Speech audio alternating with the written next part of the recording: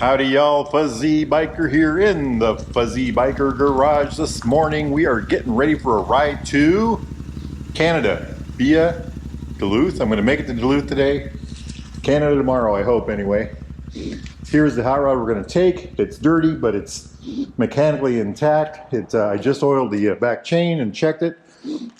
Checked the engine oil. I checked the engine coolant right down here.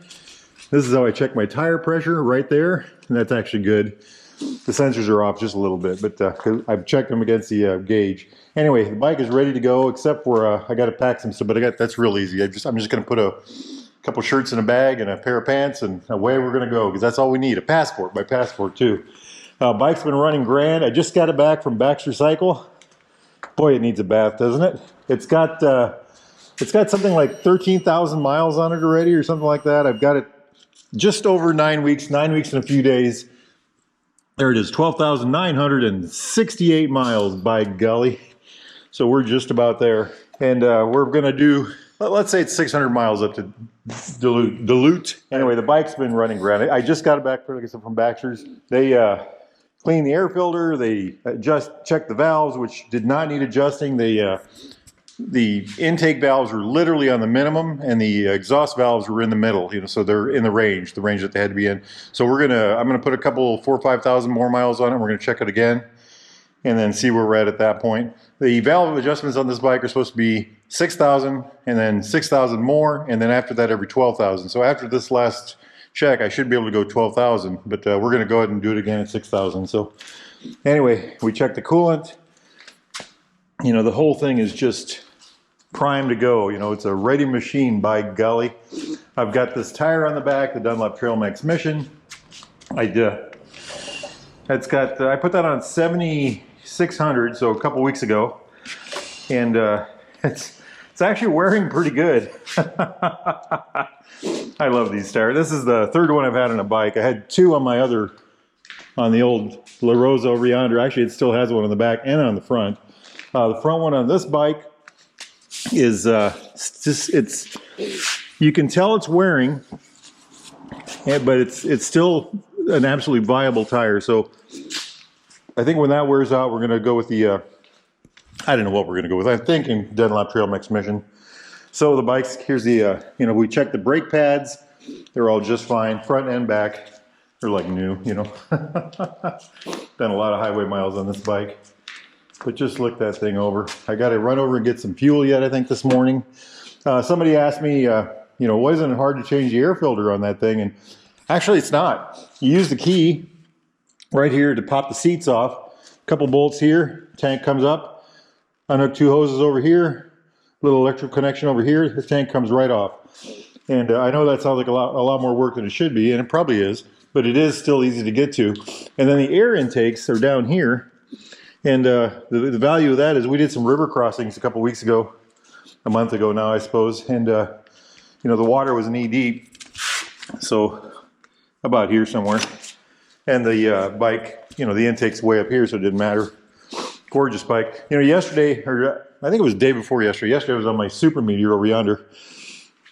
Day before yesterday, we were out Lust Hill riding with this hot rod, and that's why it's so dusty, because it was just me and a group of five. There were 5 of us in the group.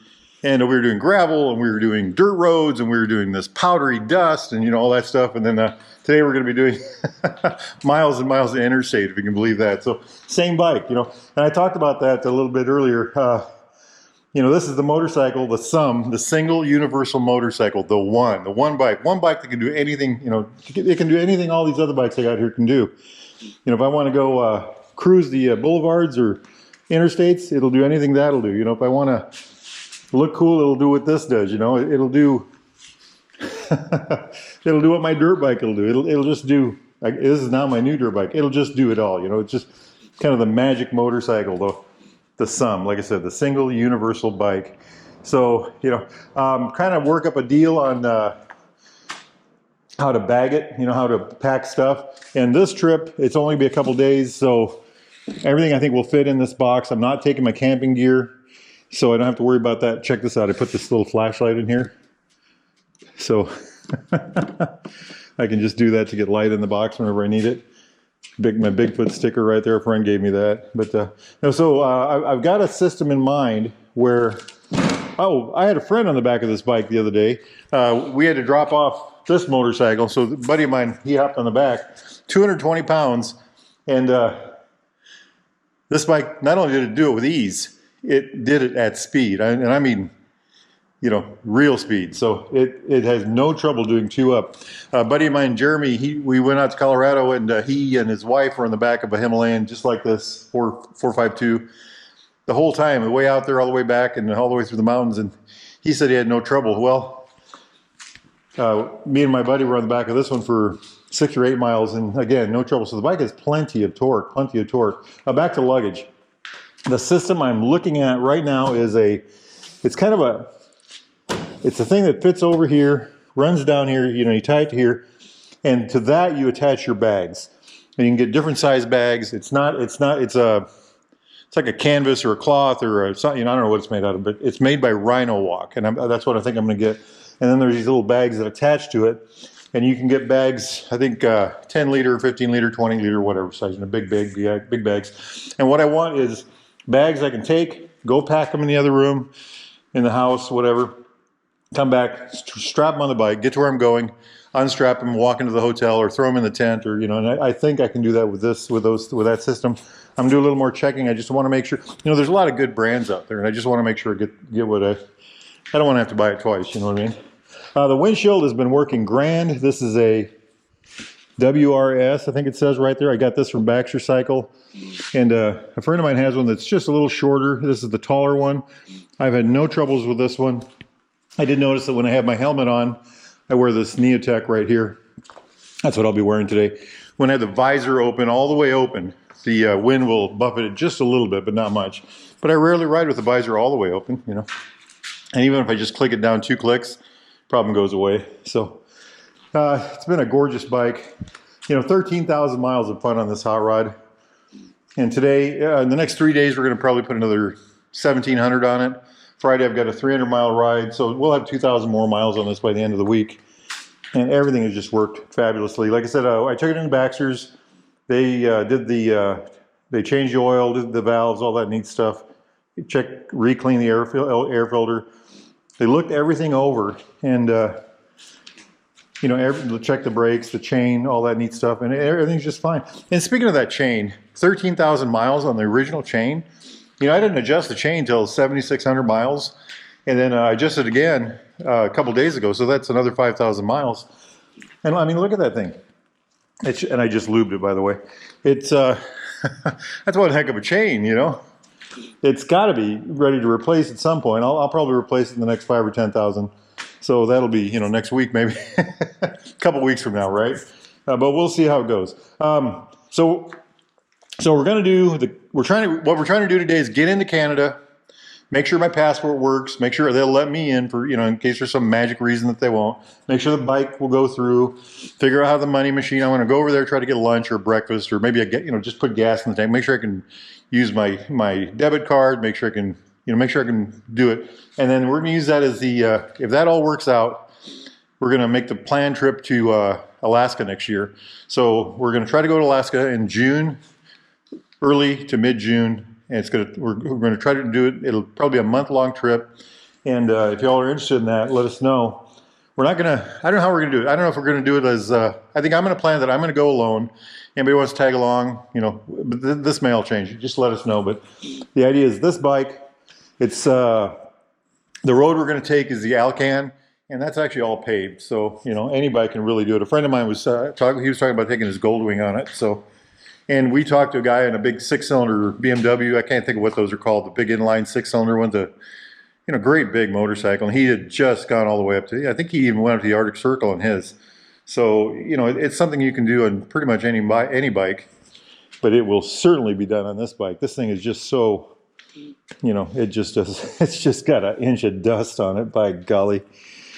I love this thing. My goal with it is, you know, I get up in the morning, I decide I want to go to Canada or Arizona or whatever. I can just hop on it and go. And like I said, I'm trying to get the bag system worked out. Other things we're going to do, so Canada today, I'd like to go to, I'd like to do the Route 66 in the next couple weeks. you know, I got something big in November, but I can't tell you about it yet because they asked me not to talk about it. But it's an adventure. Let's just say that. And I won't be taking. There's no new motorcycle. Well, there are new motorcycles involved, but there's no new ones for me. But that's what's going to be going on in November, at the end of November anyway. But before that, I'd like to go Route 66ing, and then whatever we don't finish up before that, we'll do after in December probably. So that's my big plans for riding.